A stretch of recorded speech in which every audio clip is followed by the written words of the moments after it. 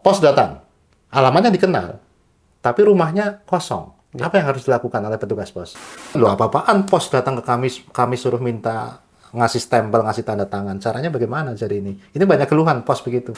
Nah, kemudian kalau Perma 7 ini harus kita laksanakan ya, ini kan berkaitan dengan perkara yang didaftar di IKOR ya. Kalau untuk perkara-perkara yang tidak didaftar via IKOR, apakah boleh juga memakai surat tercatat? Bagaimana kalau untuk tempat-tempat yang jauh, transportasinya sulit, apakah juga 6 hari sebelum sidang, atau mungkin malah harus lebih jauh, lebih lama? Masih ada delegasi nggak?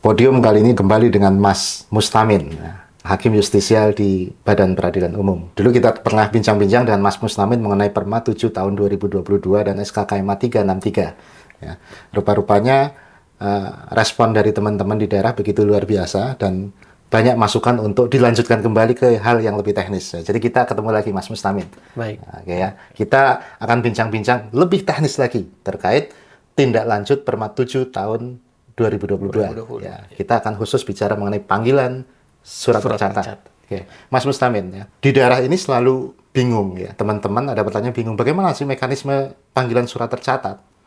Apakah seperti jurusita, kalau tidak ketemu pos ini harus ke kepala desa dan lain sebagainya. Namun sebelum ke situ, saya dengar ada MOU antara Mahkamah Agung dengan PT Pos. MOU-nya kira-kira bagaimana ini? Benar, Pak. Jadi pada tanggal 22 Mei 2023 ditandatangani perjanjian kerjasama antara Mahkamah Agung dengan PT Pos Indonesia terkait dengan layanan panggilan dan pemberitahuan melalui surat tercatat, panggilan sidang dan pemberitahuan melalui surat tercatat. Di dalamnya berisi mengenai bagaimana tata cara melakukan panggilan yang dilakukan melalui surat tercatat ini. Karena kita sadari memang bahwa surat tercatat ini kan baru pertama kali dikenalkan di SK KMA 109 2020 kalau tidak salah tentang kepalitan dan PKPU. Di situ disebutkan surat kilat khusus tercatat. Nah, kemudian di Perma 7 2022 dan SK KMA 363 disebutkan surat tercatat gitu, Pak. Ya. Jadi tadi mengenai surat tercatat, panggilan surat tercatat. Panggilan Ya. surat tercatat. Tapi kalau tidak salah di situ ada panggilan sidang via surat tercatat, ada pemberitahuan putusan penetapan, Ya. kemudian juga mungkin pengiriman dokumen sidang ya. Ya. Betul ya, ada 3 jenis ya. Iya, Oke. Saya sendiri ketika di daerah, kami bingung nih. Surat kami itu kita kirim ke tergugat, ternyata dikembalikan sama pos. Ya. Nah, bagaimana mekanisme yang sebenarnya yang seharusnya ditempuh oleh pengadilan atau pos setelah adanya MOU itu?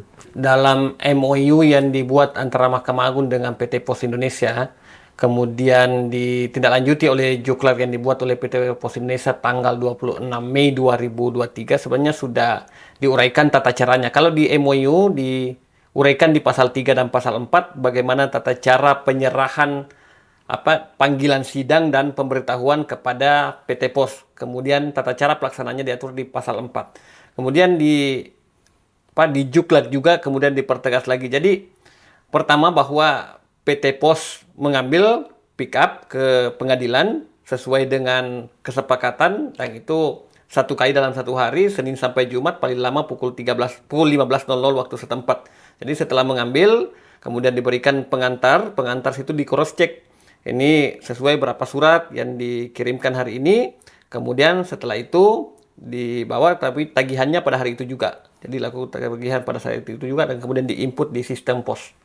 Saya mereview kembali. Tadi pertama ada MOU Mahkamah Agung dengan pos tanggal 22 Mei. Ya. Kemudian tadi ada Juklat. Ada Juklat. Tanggal 26 Mei. Ya. Ini Juklat dari PT Pos. PT ya. Pos, ya. Oke, kemudian tadi paling lambat pukul 15 itu dilakukan pick up. Ya. Pick up ini kan penjemputan, Ya, ke penjemputan pengadilan oleh PT Pos. Artinya di pengadilan ini mestinya surat-surat panggilan ini sudah siap. Iya, benar. Oke. Bagaimana si pos ini bisa membedakan bahwa yang diberikan pengadilan ini surat biasa dengan surat panggilan sidang? sebenarnya waktu itu saat dibahas di MOU juga sudah disampaikan di pasal 3 bahwa harus ada tanda yang membedakan bahwa ini adalah panggilan sidang, ini adalah pemberitahuan, dan ini surat biasa karena akan ada perbedaan perlakuan. Kalau panggilan sidang akan mengikuti ketentuan di SKKMA 363 tersebut. Ada beberapa perlakuan khusus. Misalnya tadi yang disampaikan Bapak bahwa bagaimana jika misalnya tidak ketemu orangnya, apakah langsung dikembalikan? Tidak. Jadi ada tata cara khusus sebagaimana diatur di ketentuan pasal 4 di MOU tersebut. Jika ternyata PT Pos mengantar ke sana tidak bertemu dengan orangnya langsung, bagaimana perlakuannya, atau tidak ada orang di tempat tersebut, atau meninggal dunia, itu beda perlakuannya. Gitu. Tapi itu dimulai dari pos harus tahu dulu ini surat apa Ya, gitu, surat biasa atau panggilan sidang. Betul. Ya, Jadi kan? di amplopnya harus ada tanda bahwa ini panggilan sidang, kemudian kapan tanggal sidangnya, karena pos kan tidak membuka. Tidak membuka amplop ini. Jadi harus mengetahui tanggal sidangnya kapan, kemudian due date, kapan tanggal terakhir penyerahan dilakukan. Nah, di situ harus tercatat. Misalnya akan sidang di tanggal 19. Kemudian 3 hari kerja sebelumnya harus sudah diberitahukan, harus sudah tercatat di map di amplop tersebut supaya pos mengetahui bahwa untuk panggilan patut ini hari paling lambat diterima tanggal sekian. Oh, begitu ya. Jadi amplopnya ini mesti dikasih tanda lebih Berikan dulu tanda. ya. Kasih tanda. Misalnya tadi surat panggilan sidang. Panggilan sidang. Atau mungkin ini pengiriman dokumen sidang atau Ya. penetapan pemberitahuan penetapan atau putusan. Mungkin begitu kodenya ya. Ya. Nah, setelah itu juga ternyata harus ada di amplop ini ya, di Di luar amplopnya, berarti kan. iya. Ada tulisan tanggal sidangnya. Iya, benar. Kemudian tadi kalau salah due date ya. Due date. Untuk date. due date itu tanggal batas akhir penyerahan. Batas akhir penyerahan. Nah, tadi dicontohkan tanggal sidang tanggal 19. Iya. Due date-nya berarti kapan? Due date-nya 3 hari kerja sebelum. 3 hari kerja ya. 3 hari kerja, jadi mengacu tetap di ketentuan pasal 122 HIR, pasal 146 RBG tersebut. Kecuali ditentukan lain dalam peraturan perundang-undangan, karena ada hal-hal lain yang ternyata ketentuan khusus mengatur bahwa itu nggak perlu 3 hari, ada 2 hari aja. 3 harinya 3 hari kerja. Iya. Jadi kalau tanggal 19 hari sidang, Iya. itu due date-nya adalah 3 hari 3 hari sebelumnya 19 berarti 18, 17, 16, 15. 15 Iya. ya. Kalau itu dicatat ya di Iya. amplop ya.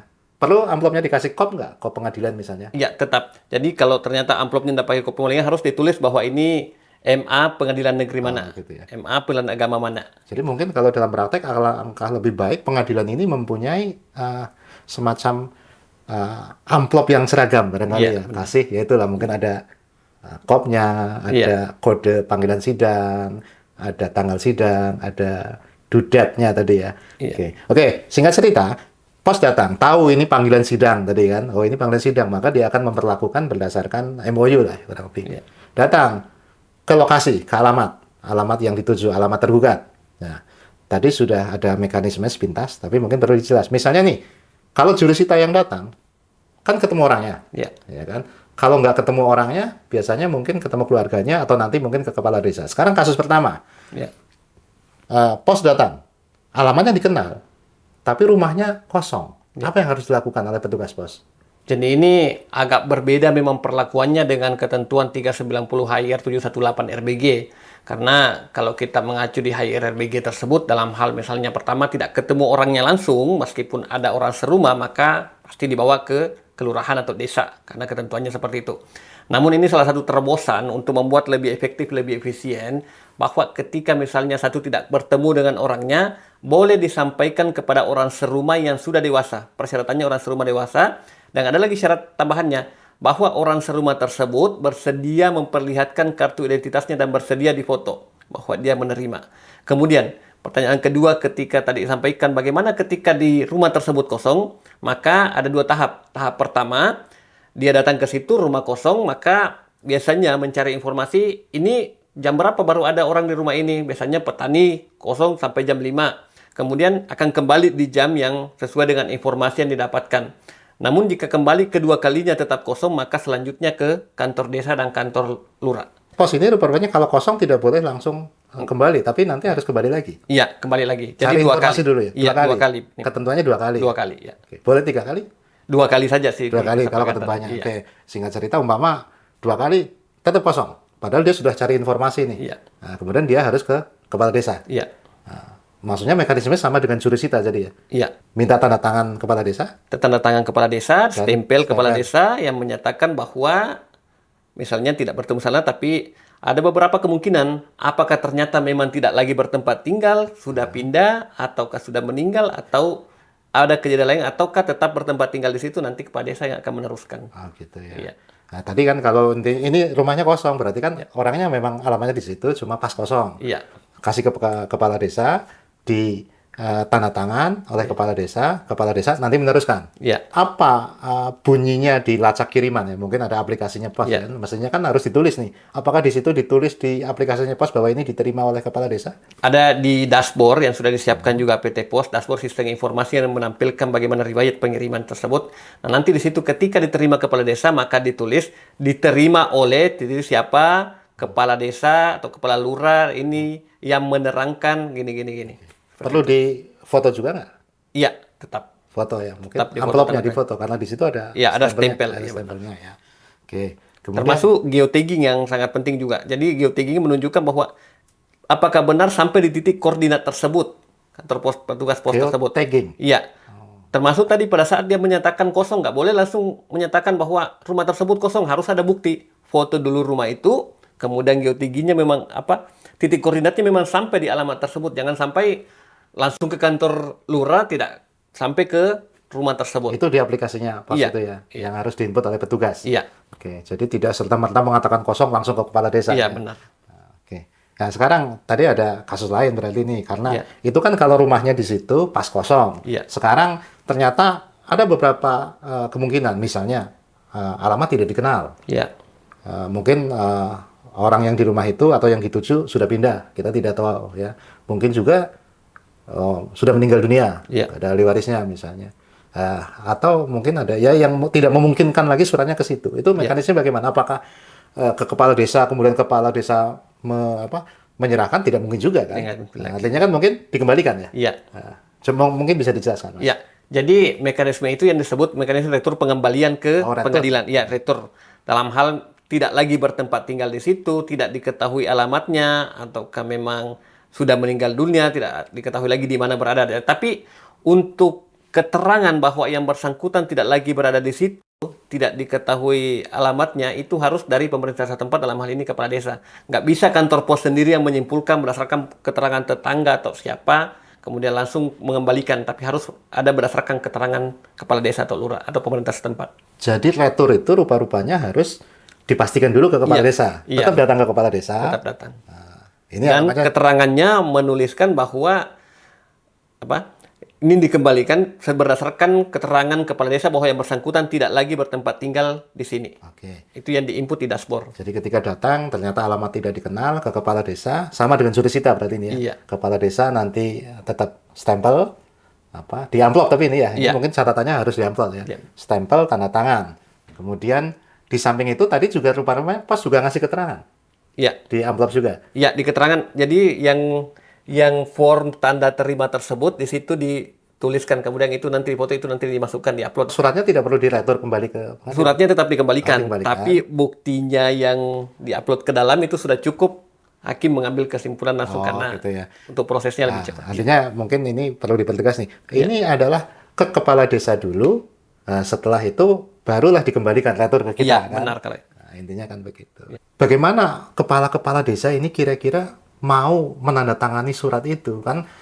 Mungkin kan loh apa-apaan pos datang ke kami suruh minta ngasih stempel, ngasih tanda tangan. Caranya bagaimana jadi ini? Ini banyak keluhan pos begitu, Mas. Sebenarnya di tanggal 30 Mei 2023, Mahkamah Agung juga sudah berkirim surat ke Kementerian Dalam Negeri agar menyampaikan kepada kepala desa seluruh Indonesia bahwa mekanisme panggilan surat tercatat sekarang seperti ini berdasarkan Perma 7 2022. Dan ini sebenarnya nggak terlalu jauh bedanya dengan yang sebelumnya, cuma sebelumnya jurusita yang bertemu kepala desa, sekarang jurusita yang mengantarkan, bukan jurusita, petugas pos yang mengantarkan. Itu saja sih perbedaannya sebenarnya. Boleh nggak kita ambil inisiatif misalnya pengadilan setempat suratin aja itu kepala-kepala desa atau bupati setempat suruh meneruskan kepada kepala desa. Itu saya pikir bagian dari sosialisasi dan tidak ada yang tidak keliru salah tentang ya. itu. Iya. Mungkin lebih baik ya, lebih Iya, cepat ya. iya. Kembali lagi mengenai pengambilan surat tercatat di pick up ya oleh PT Pos paling lambat pukul 15. Ya kan? Apakah di pengadilan ini perlu ditunjuk petugas khusus? Apa langsung dari jurusita misalnya? Kan hakim mungkin memerintahkan PP memerintahkan jurusita, apakah petugas pos mengambil langsung dari jurusita atau perlu dikumpulkan oleh satu petugas pengadilan semua surat-surat panggilan itu sehingga setelah waktu yang ditentukan baru di pick up? Kemarin sempat kita memang pikirkan terkait hal ini bahwa untuk tertibnya dan untuk lebih seragamnya nanti pada saat pengiriman maka ditunjuk PIC di pengadilan termasuk juga di kantor pos yang akan berkomunikasi tentang hal tersebut. Namun tentunya tetap berkoordinasi dengan jurusita masing-masing perkara. Oh, gitu. PIC. PIC. Itu singkatan dari Personal in Charge. Oh, Jadi ini istilah perusahaan ya, iya. Personal in charge. Iya. Oh, gitu ya. Penanggung jawab artinya Penanggung kalau jawab nggak. yang- Jadi di pengadilan perlu ditunjuk penanggung jawab. Iya. Mungkin dengan SK khusus juga ya. Iya. SK khusus. Tadi waktu di awal juga ada semacam apa? Daftar pengiriman kalau nggak salah. Ya, Itu surat apa? pengantar. Surat pengantar ya. Surat pengantar. Ya benar. Jadi PIC tersebut yang mengkomunikasikan hari ini sekian surat panggilan. Nah kemudian dicek ini benar dan surat panggilan ini sudah diterima. Karena surat panggilan tersebut jika sudah ditandatangani kedua belah pihak kemudian sudah diinput kan itu yang menjadi patokan tanda terima bahwa sudah diserahkan kepada pos pada saat itu. Oh, ini ada semacam ya rekap gitu. Iya, ya. semacam rekap gitu. Daftar surat Dan itu dibuat dua rangkap. Satu rangkap disimpan di PIC pengadilan, satu satu rangkap untuk ke pos. pos. Nah, itu juga yang ditandatangani oleh Kedua, masing-masing ya, PIC masing-masing ya, pihak. PIC pengadilan sama PIC Pos. pos. Oke. Pos sendiri petugas PT Pos ini juga kebanyakan saya kira masih bingung bagaimana cara melakukan panggilan ya. Apakah lebih baik pengadilan juga memberikan sosialisasi kepada PT Pos tempat misalnya? Namanya ada sesuatu hal yang baru, pos juga baru, pengadilan juga ini merubah hal yang begitu lama bertahun-tahun. Tentunya kita memang harus terus-menerus melakukan sosialisasi berkelanjutan karena masa transisi ini nggak bisa langsung semuanya paham, apalagi kita dengan pulau yang sekian banyak yang tidak semua langsung memahami bahwa seperti ini mekanismenya. Jadi harus memang dilakukan sosialisasi secara berkelanjutan, bukan cuma 1-2 kali, bisa mungkin setiap Berkali-kali. minggu, iya berulang-ulang. Kalau nggak salah ada kata masa transisi atau sosialisasi 1 tahun begitu Pak ya? Iya, masa transisi. Jadi Kita sosialisasi terus. Tapi dalam 1 tahun ini harus sudah dilaksanakan itu. Iya, harus sudah berjalan Harus sejak. ya. Iya. Oke. Nah, kemudian kalau Perma 7 ini harus kita laksanakan ya, ini kan berkaitan dengan perkara yang didaftar di IKOR ya. Kalau untuk perkara-perkara yang tidak didaftar via IKOR, apakah boleh juga memakai surat tercatat? Jadi yang kita tegaskan bahwa yang menggunakan surat tercatat adalah memang perkara yang didaftarkan melalui IKOR tersebut. IKOR saja ya? Kalau di daftar manual otomatis tidak. Tidak. Namun sekarang kan hampir 99% semuanya didaftarkan via IKOR. Via IKOR. Iya. Tapi yang diwajibkan adalah sesuai dengan yang Perma 7 adalah yang didaftarkan melalui IKOR tersebut. Oke. Ya. Nah, kemudian juga sekarang setiap yang mendaftar rupa-rupanya biayanya sudah biaya panggilan surat tercatat ya. Iya. Yang besarnya mungkin 7.000 atau berapa begitu ya. Ya, sesuai dengan data biaya yang diserahkan dari PT Pos ke Mahkamah Agung. Jadi ini kan sinkron dengan Mahkamah Agung yang membuatnya. Kita tidak melakukan apa-apa lagi di Ya, pihak pengadilan. jadi berbeda dengan sebelumnya yang menarik data dari Komdanas. Kali ini langsung dari yang dimasukkan di pusat. Nah, kemudian ada pertanyaan lagi nih, mumpung saya ingat nih. Kalau kita memberikan jurusita atau PIC pengadilan itu mengirimkan ke pos kan atau di pick up di pos itu 6 hari sebelum sidang, ya kan? Bagaimana kalau untuk tempat-tempat yang jauh transportasinya sulit, apakah juga 6 hari sebelum sidang atau mungkin malah harus lebih jauh, lebih lama? Ya, jadi yang 6 hari sebenarnya paling lambat 6 hari itu adalah dalam hal lokal sebenarnya. Lokal, oke. Tapi ukuran patutnya adalah dari tetap tanggal diterimanya itu. Cuma memberikan jarak karena di MOU juga ditegaskan bahwa penyerahannya itu paling lambat 3 hari sebelum tanggal penyerahan. Makanya itu dipakai 6 hari tersebut. Namun gimana jika ternyata itu daerah jauh yang sulit terjangkau, maka itu biasanya minimal 14 hari. Karena kan 3 jenis layanan ini. Ada layanan someday, next day, kemudian reguler. Nah, kalau yang someday hari yang sama, ada lagi next day yang H+1 besoknya. Kemudian yang reguler itu H+2 paling lambat 11. Jadi diberikan jangka waktu 14 hari. Oh, Karena jadi kalau 11 tambah 3. kalau jauh Bisa itu jadi 14. 14 hari ya, Iya. 14 hari sebelumnya. Oke. Sebelum tanggal penyerahan. Sebelum tanggal Penyerahan. sebelum dudat, bukan tanggal Iya, sidang ya? Bukan tanggal sidang. Oh, Sebelum bukan. tanggal penyerahan. Kirain itu tanggal sidang 14, misalnya 14 hari sebelum tanggal sidang, ternyata sebelum dudat malah Sebelum ya. tanggal penyerahan. Oke. Nah, ini ditekankan lagi nih. Masih ada delegasi nggak Delegasi nggak ada Tidak lagi. ada ya, dengan Iya, adanya tidak surat lagi tidak delegasi ada. dengan surat tercatat. Jadi pengadilan manggil, misalnya kalau saya nih di Cibinong, Ya. ada pihaknya di Papua, langsung saja kita kirim surat panggilan ke Ke alamat Papua. alamat itu, tidak perlu ditembuskan ke PN setempat ya. Tidak lagi Tidak ditembuskan. perlu ya. Oke. Oke, saya kira ini lengkap sekali ini penjelasan Mas Mustamin. Apalagi yang kira-kira ada di MOU itu yang kira-kira perlu kami tahu? Terkait dengan surat tercatat, cuma yang paling banyak memang terjadi adalah pertama terkait tadi masalah amplop, sehingga pos tidak memahami bahwa ini adalah perlu priority perlakuan khusus dibandingkan dengan surat biasa. Kemudian tata cara banyak yang langsung retur tanpa harus ke kepala desa. Nah, itu juga sih, tapi saya pikir sudah jelas semuanya. Nah, sudah jelas. Saya pikir juga nanti lama-lama semua tahu, petugas pos mungkin Iya, akan mengetahui, semua pengadilan juga harus perlu diingatkan amplopnya khusus kasih kode. Mungkin begitu ya pesannya Mas Mus. Kasih kode, kasih tanggal sidang, kasih due date. Ya. Benar sekali. Kalau tidak ada itu oleh pos dianggap surat biasa. Mungkin jangan-jangan dianggap surat cinta misalnya Iya, ya. Kan begitu. Oke lah, saya kira begitu. Terima kasih Mas Mustamin. Ini pencerahan dari Mas Mustamin. Saya kira akan sangat bermanfaat bagi teman-teman kita, bagi kita termasuk saya, ya, untuk semua teman-teman di pengadilan. Closing statement dari Mas Mustamin. Saya berpikir bahwa yang namanya merubah sesuatu yang sudah berjalan dengan puluhan tahun memang kita butuh perjuangan. Ini mekanisme dengan panggilan jurusita yang sudah sejak HIRBG itu dilakukan dan kita akan mengubah secara perlahan dengan lebih efektif, lebih efisien. Makanya kita harus komitmen yang sama, keinginan yang sama bahwa kalau kita tidak melakukan perubahan maka kita tidak akan pernah maju, tidak akan pernah menuju modernisasi peradilan. Jadi saya pikir kita harus menyamakan mindset, harus menyamakan persepsi bahwa tujuan kita adalah bagaimana memberikan pelayanan terbaik kepada masyarakat. Saja, Pak. Tujuannya melakukan pelayanan terbaik Iya. bagi masyarakat. Kasih pelayanan terima. Oke, terima kasih. Salam Podium.